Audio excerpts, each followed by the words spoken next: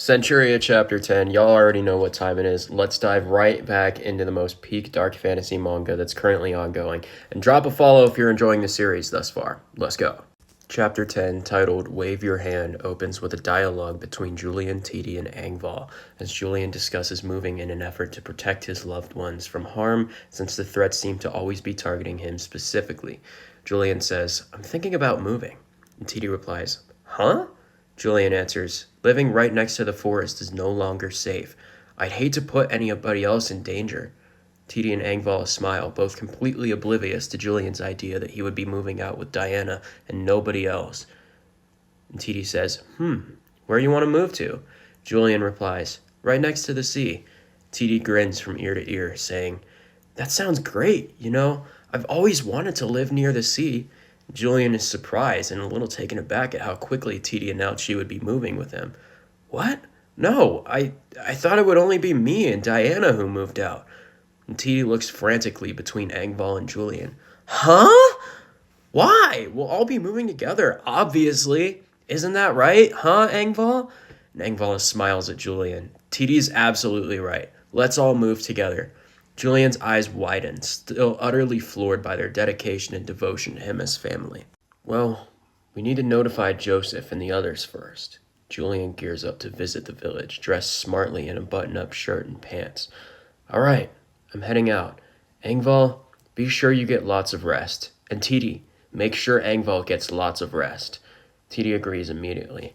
"Leave it to me." While Angval kind of grumbles, "I already told you I feel better now." Titi waves as Julian begins to walk off, turning to Angval. "Come on, Angval. You should wave too." And Angval responds curiously, "What? Why's that?" Titi answers with a smile. "When you wave goodbye to someone, it means you're wishing them a safe trip. We're family. You should wave to Julian too." Angval sighs. "Fine."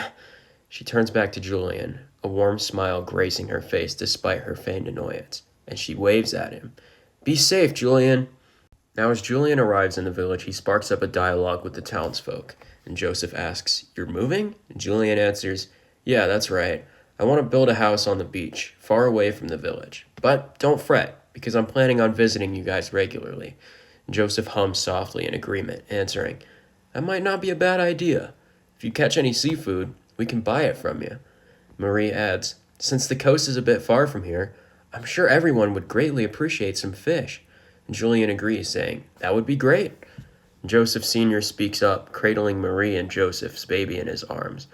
"If it's a house you're building, I'll introduce you to a carpenter friend of mine." Julian's taken aback by the man's generosity and willingness to introduce him to somebody. "Really? You'd do that for me?" Joseph Sr. smiles and replies, "Don't mention it. I owe you one." Julian returns to Angval's cabin bearing good news. "I let Joseph and the others know about our plan to move. Everybody's on board with it." And Angval is seated at the table writing a report when she looks up. "Perfect. Now we just need to decide where to build our house." Titi welcomes Julian back, creating a happy Diana in her arms. And Julian asks with concern, "Angval, are you sure it's okay for you to be up?" But Titi answers first, saying, "She told me that she needs to write a report about what happened in the forest." And Angval adds on to that, "It pertains to the prophecy. There's a high possibility that those monsters will lead to the king's death. This is something I cannot and will not overlook. This country is lost without his majesty. He's the central cog in the wheel that causes our society to function. Without him, we're nothing." Julian smiles as he takes a seat beside Angval. "Your faith in him is unyielding. Surely he must be a great man."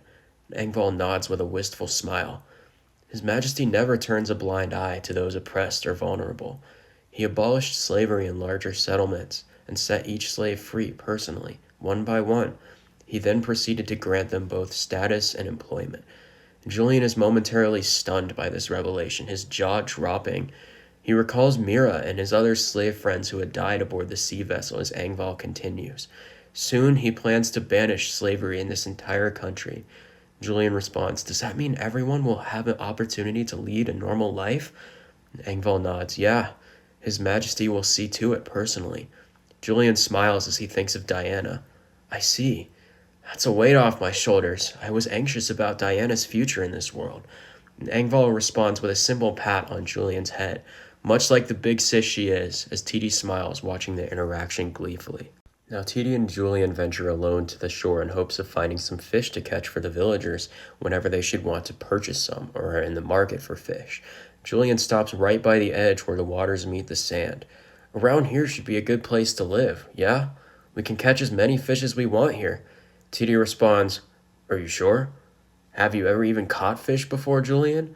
Julian, still a complete novice to this kind of thing, sinks the entire fish net in the water, and he replies, Nah, never have. And TD is shocked, and she goes, It's pretty difficult to catch fish. I doubt any will find their way to you using that net. Oh, I caught some, Julian interjects suddenly. TD is completely shocked. What? Already? And we see that the fish have all just naturally gravitated towards Julian as he approached the shore, seemingly a part of the sea god's blessing, which works beautifully for Julian and TT as soon-to-be seafood merchants. And TT observes, it's almost like the fish found the net on their own and went in, willingly. Julian answers, Yeah, sounds about right. And the number of fish around them is rapidly increasing, and suddenly an entire wave of fish smacks Julian over the head like an ocean wave, with TD exclaiming, Hey, wait a minute! In sheer disbelief. And Julian holds up the net with a sigh, a look on his face that says, Did I really just do that? As he presents a full sack of fish to TD, who replies in turn, That's a little bit freaky if I'm being honest. Now we see that someone approaches Julian and TT as they retreat from the village, presumably having sold some fish there. And it's this carpenter guy. This guy right here is the carpenter that Joseph Sr. promised to introduce them to. And he says, Hiya, kiddo. I hear you're building a new house? Julian nods. Yes, sir. You're the carpenter, aren't you? The old man nods. That's me. What about the house you have now? Do you want to demolish it and reuse the wood? And Julian answers, Nah. We're planning on using it for rest during our travels to the village. I see. In that case, we're going to need a lot more lumber. And Julian smiles, volunteering to help. I'll go gather all the materials. You just wait here. The carpenter answers, That's too much hassle for one boy to pull off. You'll need at least 10 people. Julian gives a knowing smile before descending into the woods to chop down some trees. Don't worry. I can handle it. Trust me. Now, as Julian approaches the first tree, he observes the calm ocean waters in the distance, silently noting to himself, This spot is so close to the sea, and there's not a demon or monster here to be found. Plus, I wouldn't call this area a forest. It's more of a grove. And Julian rears his axe back, power surging through his eyes, and his body begins to get to work. Everyone, lend me your power.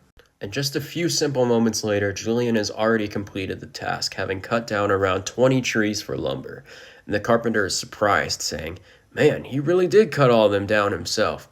And we see Engvall lifting a heavy log over her shoulder as a montage of panels displaying the creation of the house begins. And TD remarks, You're supposed to be resting! Joseph, Julian, and the carpenter are hard at work on crafting and shaping the wood. Joseph Sr. alongside Engvall and TD taking care of the young babies, and Ravenna arriving alongside Marie with some food and drinks. Progress is building quickly as the team builds this house, and to be honest with you, I may just be brain-rotted when I say this, but the first thought in my head was the boys for some reason. Without fail, anytime I see a group collaboration montage in any form of fiction, my mind immediately goes to the boys. I know, I'm brain-rotted, my mind is cooked. That's what being on TikTok does to a person, but it's chill. We're still here to read peak, and that's what matters. As the progress builds, the group is now seated around a picnic blanket, everyone enjoying a little bit of food and refreshments as Julian and TD feed Diana. And sure enough, the entire village has stopped by to help at this point, and the house is basically finished, with the exception of a few planks and a small bit of fencing.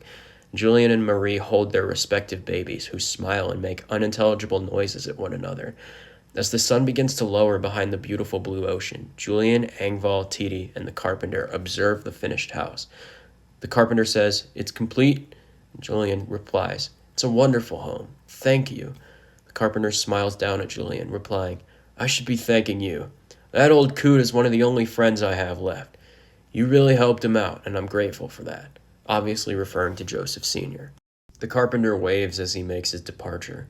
If you ever need anything else, don't hesitate to let me know. I'll see you around. TD waves to Julian from afar. Over here, Julian! Check out the new house! It's so amazing! Julian smiles as he walks over, cradling Diana in his arms and thinking to himself, "It's already been a year since that day, Mira. Diana, she's going to turn 1 year old. Happy birthday, Diana. More life to ya." We cut away from the happy wholesomeness to the royal capital of Rungbalkar. Hope I didn't butcher that too badly, let me know. The king sits atop his throne, his expression still hidden by shadow, as the prophetess from before, the one who predicted the king's demise, speaks up. "O Supreme Lord, I bring you a credible source of information. Angval, knight from the southern region, has reported in. She claims to have fought a supernatural beast in the forest." The king booms, his one visible eye intensifying. "Go and confirm with your own eyes if this is related to the prophecy." The prophetess is unsure, replying, "My lord, surely you're also aware that my power is ill-suited for combat." And the king replies hastily, "Then I'll send Arkos alongside you." She gasps, "Master Arkos? But my liege, he's the key to defending the western border, isn't he?" We then cut away once more to a place labeled the Western Border, a barren, desert-like wasteland where there's one lone young man sitting in his regal chair accompanied by a maid to his right. And he sits nonchalantly with one leg crossed over the other, remaining calm even as an entire army of knights from the opposing country approaches them. And this is Arkos, and he says, "It's about time the enemy showed up. I was getting tired of waiting." He slams his cup of water down with indifferent annoyance. "I already drank half the pitcher." Tch! The maid pipes up. "Looks to be about 500 enemy soldiers." Arkos replies, "They're really going to cross the border with such little numbers?" Arrogant. "Are they stupid? Have they already given up?" The maid just answers, "Beats me." And Arkos sighs in mild annoyance. Well, even just half should be more than enough." The maid relays a message. "Master Arkos, it seems there was an incident in the southern forest that pertains to the royal prophecy. You've been summoned to that location." The water in Arkos' cup begins to split into molecules and rise into the air, bubbles forming around Arkos as he smiles. "Sure sounds a lot better than this dump." We see that Arkos has the exact same markings around his eyes as Julian has, seemingly able to manipulate water. And the closing tagline to this chapter reads, "A new bearer of the markings will lead Julian to a new destiny." Thus ends chapter 10, and I love the way they shifted from a man versus nature dynamic, as in Julian and company fighting off all of these monstrosities, these demons, and it seems to be transitioning into a man versus man dynamic. After all, I can only assume that with the tagline at the end, we're going to see Julian versus Arkos at some point. Their markings are going to clash, and we're going to see who is the true heir of the sea. We already know that Arkos can manipulate water, seemingly, and if they're going to have the exact same kind of markings, theoretically, Julian should also be able to manipulate water. What are your guys' expectations for that fight? Be sure to let me know all of your thoughts and theories in the comments down below. As always, God bless you all. Thanks for stopping by, and I hope y'all have a wonderful rest of your day.